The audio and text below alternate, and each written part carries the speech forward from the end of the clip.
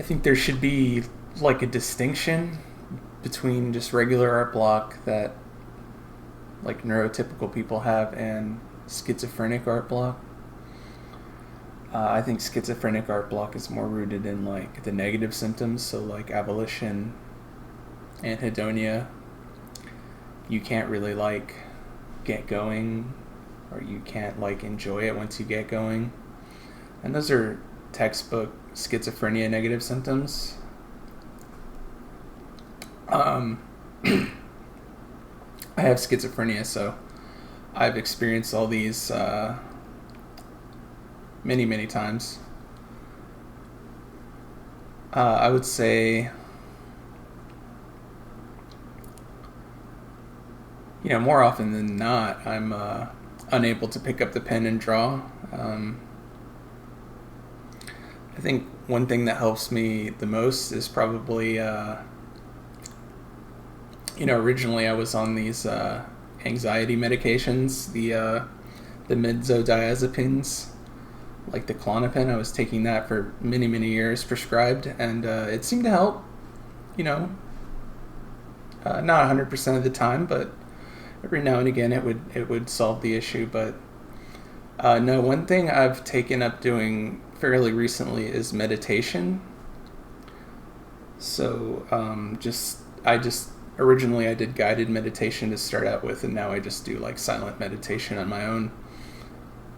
I'll sit on the couch and set a timer for like 10 minutes or whatever and just meditate, or 20 minutes or however long I feel like I need.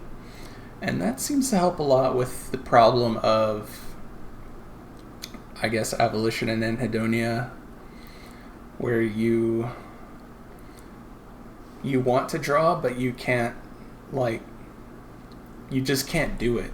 Like, you want to do things, you just can't, and that's a core negative symptom of schizophrenia. But yeah, I started meditating, and the more I meditated, the more I realized that I could replace the benzodiazepines with meditation. So over the course of a year, I tapered off the benzos, and now I just meditate whenever I feel like I need some, and I meditate instead of taking that, and I've pretty much completely quit those,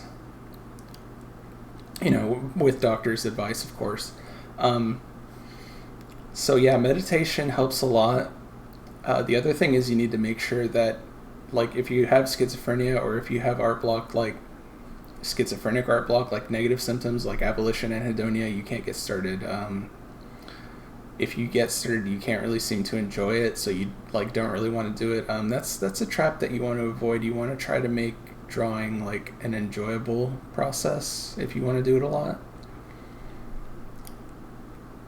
And especially if you have schizophrenia, you never want to punish yourself for drawing. You never want to associate negative feelings with drawing if you want to draw. Where was I? So yeah, meditation is the key thing, I think, to train your brain to like do what you tell it. If you tell your brain to mow the lawn, and if you don't have control over what your brain does, you let your wants and your desire to do nothing take over, then meditation will definitely train your brain to listen to you instead of do what it wants. The other thing is you need to make sure you're fed. You need to make sure you're not fasting, because in a fasted state or in a low blood sugar state, you might be more susceptible to these negative symptoms. The other thing is, if you're caffeine adapted, by all means have a cup of coffee. You might be down in the dumps because you haven't had your coffee for the day or whatever. The other thing is a smoke or a vape.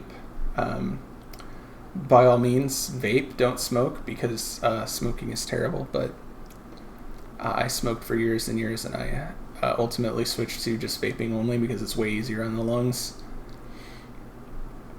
My other advice is to, if you have schizophrenia and you want to draw, but you're not able to really make it a habit, I would say Google the Atomic Habits summary, like a summary of the book Atomic Habits, and try to apply that to art, drawing. But yeah, I just want to say that like schizophrenic art block is like, it's a lot worse than I think neurotypical people can even imagine. Like if you're trying to be an artist, it's just like murders you. But yeah, those are some ways that you can probably mitigate it. I mean, you'll never be able to completely get rid of the negative symptoms, but they can be mitigated or modulated, slightly. It's not a. I guess meditating was kind of like a night or day thing. When I discovered how to get deep into a meditation, it was like a light switch flipped, and then all of a sudden I could like do all these things that I couldn't before. But like as far as conquering abolition, and I certainly wouldn't have been able to quit the benzos. That's a nightmarish withdrawal to come off of those. It was not fun, but we did it. So yeah, sorry to ramble. I just want to get this out there. Thanks for watching.